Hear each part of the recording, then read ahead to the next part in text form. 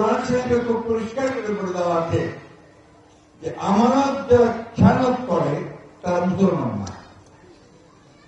আর হিন্দু সম্প্রদায় যেহেতু আমাদের মাইনরিটি সংখ্যালঘু, তারা হচ্ছে আমাদের কাছে আমানত। তাদের কোনো কিছু নষ্ট করা হবে না, খেয়ানত করা হবে। সুতরাং আপনারা এই অন্যায় কাজে, এই অনিসলামিক কাজে আল্লাহ যেটা মানা করছে সেই কাজে কেউ যাবেন না, পরিষ্কার করে বলবেন। তারপর তিনি আরেকটা উদাহরণ দিলেন, বললেন যে হযরত আলী একটা ইহুদিদের সঙ্গে যুদ্ধের পরে সন্ধির আলোচনায় বসতে, একটা ইহুদিদের একটা উপাসনালয়, ওখানে যে ছায়া পড়ছে সেই ছায়ায় বসে সন্ধির আলোচনা হচ্ছে। সন্ধির আলোচনা চলছে, সেই সময় আসরের নামাজের ওয়াক্ত হয়ে গেল। তো তখন তো হযরত আলী বললেন যে আমার তো নামাজ পড়তে হবে, আমাকে একটু জায়গা করে দেন। ওরা বললো তো যে ছায়াটা পড়ছে ওখানেই আপনার তার জানামাজ বিছায়। উনি জানামাজটা বিছিয়ে কিছুক্ষণ পরে উঠে গেলেন, উঠে দূরে গিয়ে নামাজ পড়লেন। নামাজ পড়ে ফিরে আসলেন, তখন ইন্দিরা বললো যদি আপনি আমাদেরকে অবজ্ঞা করলেন, ঘৃণা করলেন যে আমাদের এই উপাসনালয়ের পাশে আপনি নামাজ আদায় করলেন না। বললেন না না তা না, আমি নামাজ আদায় করলাম এখানে এই জন্য আজকে যদি আমি এখানে নামাজ আদায় করি তাহলে এটা তোমার উপাসনালয় থাকবে না, এটা একটা মসজিদ হয়ে যাবে। এই যে ইসলামের ব্যাপারটা, এই যে ইসলামের যে আপনার ধারণা এবং আমাদের পবিত্র ইসলামে যে সমস্ত কথাগুলো বলা হয়েছে, অন্যের ধর্মের প্রতি সম্মান, অন্যকে আঘাত না করা, অন্য ধর্মের কোনো ক্ষতি না করা, এটা কিন্তু আমাদের ধর্মের সবচেয়ে বড় একটা শিক্ষা এবং আমাদের একটা দায়িত্ব। তাই আমরা যেটা বলতে চাই, আজকে আমাদেরও এইখানে এই সময় আমাদেরকে হিন্দু ভাইদের পাশে দেওয়া, তারা তাদের জন্য তারা নিরাপত্তার অভাব বোধ না করে এবং তারা যেন কখনো ভয় না পায়, দায়িত্বটা আমাদের।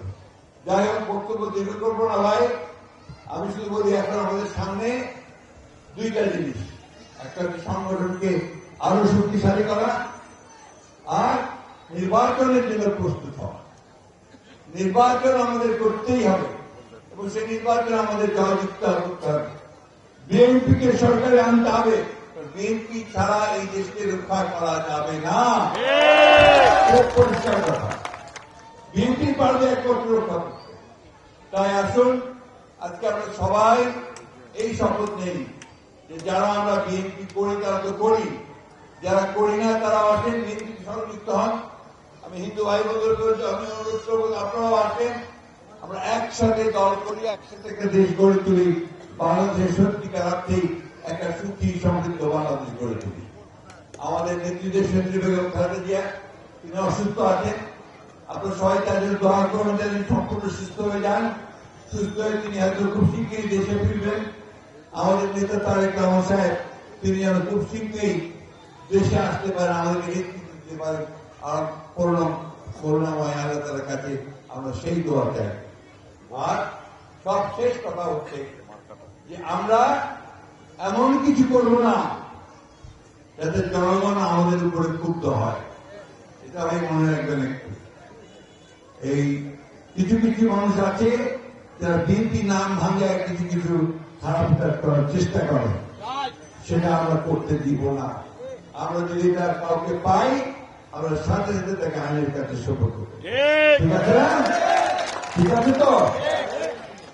আর ওদিন তো নির্বাচন হয়নি, বুঝছে না?